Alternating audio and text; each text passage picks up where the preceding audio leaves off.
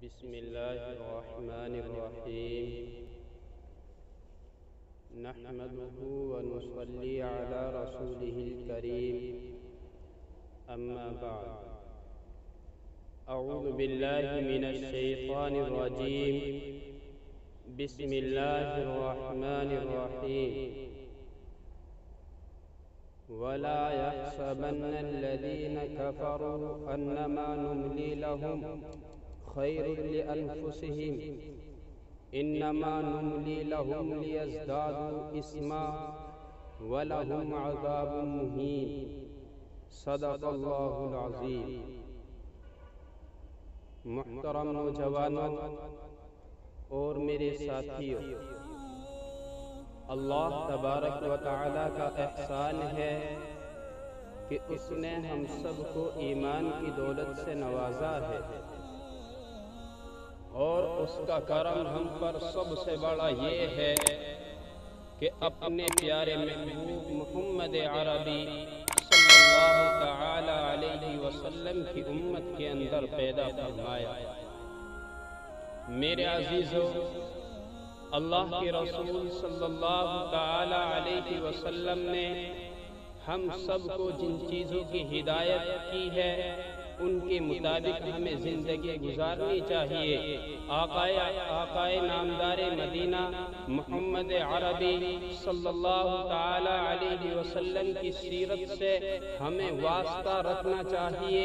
آقا علیہ السلام نے ہم کو جن چیزوں کا حکم دیا ہے ان کے مطابق زندگی گزارنی چاہیے۔ جیسا کہ آج کل تم دیکھ رہے ہو پورے ہندوستان کے حالات ناساز ہیں، یہاں تک کہ دنیا کے اندر آپ نظر دوڑاؤ تو پوری دنیا میں اگر کوئی قوم ذلیل نظر آ رہی ہے تو وہ قوم مسلمان ہے۔ آؤ میں آپ کو ابھی کا چند ایام قبل کا واقعہ بیان کرتا ہوں۔ آپ کے سامنے یہ واقعہ آیا بھی ہوگا کہ ہمارا ایک بہار ہندوستان کا مانا جانا ایک راجیہ ہے کہ جس کے اندر ایک مسلم نوجوان لڑکی کے اوپر تیل چھڑک کر آگ لگا دی گئی۔ کیا ہمارے نوجوانوں کے رونگٹے کھڑے نہیں ہوئے؟ کیا مسلم نوجوانوں کو جوش نہیں آیا کہ ایک مسلم لڑکی کے اوپر ایک ہندو تیل چھڑک کر آگ لگا رہا ہے صرف اس وجہ سے کہ وہ مسلمان ہے، اس کا تعلق اسلام سے ہے؟ میرے عزیزوں، ہمیں چاہیے کہ ہمیں نوجوانوں کے مسلمان ہونے کی وجہ سے اس کا درد ہمارے دل میں ہونا چاہیے، آواز اٹھانی چاہیے۔ اور بہار کی سرکار سے میں کہنا چاہتا ہوں، نتیش کمار کان کھول کر سن لے، تو چوتھی مرتبہ بہار کی مکھیہ منتری کی سیٹ پر بیٹھا ہے۔ تجھے آج سے 15 سال پہلے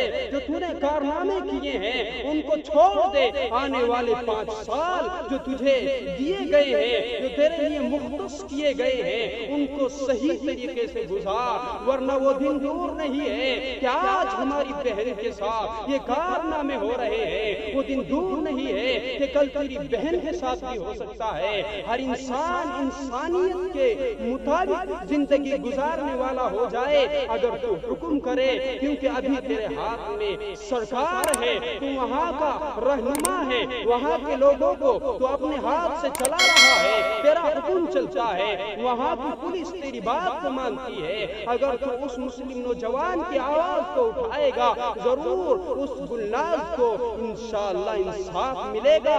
اور ہماری تاریخ بھی سن لے، ہماری تاریخ تو وہ ہے کہ آقائے نامدار مدینہ صلی اللہ تعالی علیہ وسلم غزوہ خندق کے موقع پر چلے جاتے ہیں، تمام اصحاب چلے جاتے ہیں، آپ کے صحابہ غزوہ خندق پر ہیں، آپ تمام صحابہ کو لے کر کفار سے مقابلہ کر رہے ہیں، اور آپ نے اپنی عورتوں سے یہ کہا، مسلم عورتوں سے یہ کہا کہ آپ کو ہوشیار رہنا ہے۔ ایک یہودی نے اپنے غلام کو بھیجا کہ دیکھ کر آؤ کہ مسلمانوں کی عورتوں کا کیا حال ہے۔ مسلمانوں کی عورتوں کو دیکھنے کے لیے یہودی غلام آتا ہے اور دیکھتا کیا ہے کہ مسلمان عورتیں کیا کر رہی ہیں۔ حضرت صفیہ رضی اللہ تعالی عنہ جو آقائے نامدار مدینہ صلی اللہ تعالی علیہ وسلم کی پھوپھی ہے، انہوں نے سوچ سوچ لیا اور سمجھ لیا کہ ہماری خیر اور ہماری بات کو لینے کے لیے آیا ہے، حضرت صفیہ نے ہمت کی اور پیچھے سے جا کر اس پر لکڑی کا ایسا وار کیا کہ اس کو عین بین کر دیا، دنیا سے اس کو ختم کر دیا۔ مسلمانوں، ہماری تاریخ یہ ہے کہ ہماری عورتیں بھی پیچھے نہیں ہٹتی ہیں۔ ابھی ہم امن کی زندگی گزارنا چاہتے ہیں، ہمارے خون کو گرماؤ ماں، اپنی زندگی کو صحیح سے گزارنے دو، ورنہ ہمارے نوجوان بھی کم نہیں ہیں۔ انشاءاللہ اگر آواز لگا دی جائے کہ چلو آج قرآن کی حفاظت کا مسئلہ ہے، آج امت مسلمہ کی نوجوان بیویوں، عورتوں اور بہنوں کو بچانے کا مسئلہ ہے، تو تمام کے تمام میدان میں کود جائیں گے۔ یہ سوچنے اور سمجھنے کے لیے نہیں آیا۔ میرے عزیز، آج میرے دل میں بڑا ہی درد ہو رہا ہے جب میں نے ان کی یہ بات سنی، وہاں کی میں نے رپورٹ پڑھی کہ آج ہماری نوجوان بہن کے ساتھ کیا ہوا ہے۔ میرے عزیزوں، کیا تمہیں شرم نہیں آتی؟ آج ہمارے مسلمان نوجوان مسجد میں جاتے ہیں، میرے پاس نماز پڑھ رہا ہے، اس کے ناخنوں پر مہندی لگی ہوئی ہے۔ مسلمان، تو کہاں چلا گیا؟ اگر مہندی تو لگائے گا تو تیری بہن کی حفاظت کون کرے گا؟ اس کی حفاظت کون کرے گا؟ تو نے اپنی بہنوں کو چھوڑ دیا۔ مسلمان، تجھے کیا ہو گیا ہے نوجوان؟ تو بہن کی حفاظت کے لیے آیا تھا، اپنی ماں کو عزت دینے کے لیے آیا تھا، آج غیر تیری ماں کو کھینچ رہے ہیں، تیری بہن کے کپڑے اتار رہے ہیں، کہ تجھے شرم نہیں آ رہی ہے؟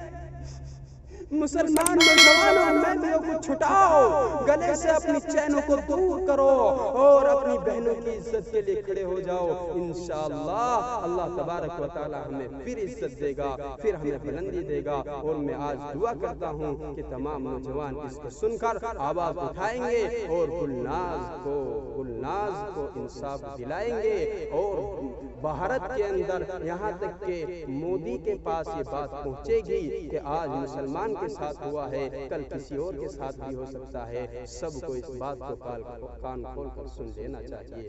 آمین و آخر دعوانا